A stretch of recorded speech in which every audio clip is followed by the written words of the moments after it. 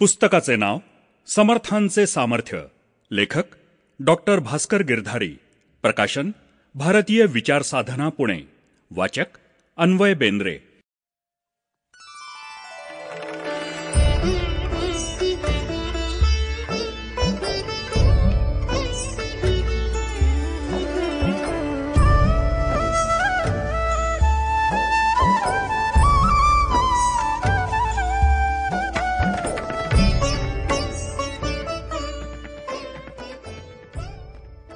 श्री कुलस्वामिनी तुळजाभवानी. तुळजाभवानी ही देवीची जी 3.5 शक्तिपीठे सर्वश्रुत आहेत त्यातील एक मानली जाते. महाराष्ट्रात तुळजाभवानी देवीचं महत्त्व आणि तिचा लौकिक फार मोठा आहे.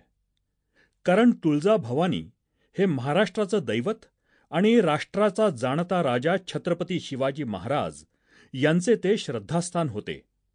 म्हणूनच जय भवानी जय शिवाजी अशा प्रकारची घोषणा रूढ आहे.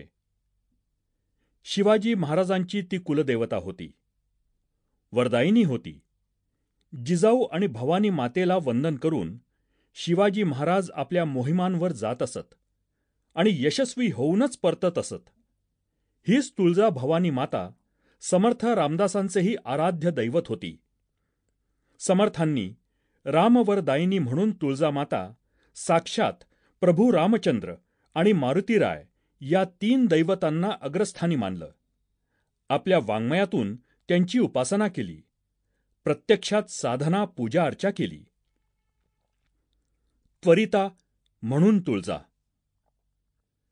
तुळजा या शब्दाची व्युत्पत्ती मूळ त्वरिता या शब्दापासून सांगितली जाते. भक्ताला जी त्वरिता तात्काळ प्रसन्न होते, पावते, ती त्वरिता तुळजाभवानी होय. प्रत्यक्ष प्रभू रामचंद्रालाही तिनं प्रसन्न होऊनच वर दिला होता. म्हणून तुळजाभवानीला रामवरदायिनी असं संबोधिलं जातं. याचा अर्थ रामायणातही तुळजाभवानी आहे, एवढी ती प्राचीन देवी आहे. तुळजापूर महात्म्य. तुळजापूर हे गाव आता तालुका असून महाराष्ट्राच्या उस्मानाबाद मूळच्या धाराशिव नावाच्या जिल्ह्यातील एक महत्त्वाचं तीर्थक्षेत्र बनलेलं आहे. धाराशिवपासून 25 किलोमीटर अंतरावर हा तुळजापूर तालुका वसलेला आहे. याच ठिकाणी जागरूक आणि संरक्षक तुळजाभवानीचं मंदिर आहे. भक्ताला त्वरित पावणारी म्हणून त्वरिता आणि त्यावरून तुळजा हे नाव असं रूढ झालं. तशीच एक दुसरीही आख्यायिका आहे, ज्यात तुका आई वरून तुकाई म्हणून.